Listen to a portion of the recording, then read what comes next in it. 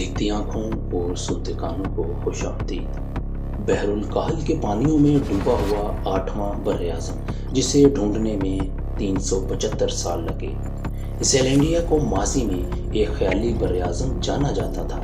यूनानियों के मुताबिक इस ख्याली बर्र-ए-आज़म को इल्म हिंसा के मुताबिक दुनिया की दूसरी जानिब होना चाहिए था। हॉलैंड के मुहिमजू एबल तस्मान ने 1642 में एक नई सरजमीन को ढूंढा जो जज़ायर का मजमुआ था, जिसे हम अब न्यूजीलैंड के नाम से जानते हैं। ताहम जिसकी तलाश में वो थे, इसके मुकाबले ये बहुत ही छोटा था।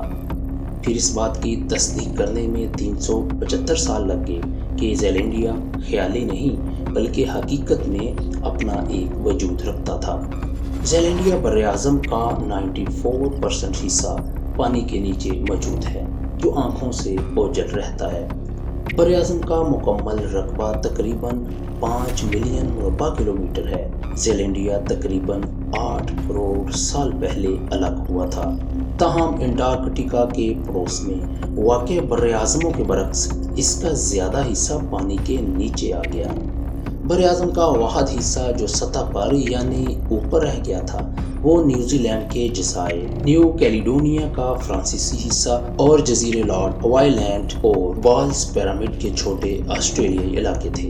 अब तक इस बर्र-ए-आज़म के जनूब का नक्शा बनाया गया है, अभी 2/3 हिस्से के नक्शे पर काम हो रहा है। माहिरीन अर्ज़ियात और ज़लज़ला के माहिरीन ने जजीरे के सालों पर पाए जाने वाले नमूनों के साथ समुद्र की तह से सुराख करके बरामद होने वाले पत्थरों के नमूनों और रेत का मुताला किया।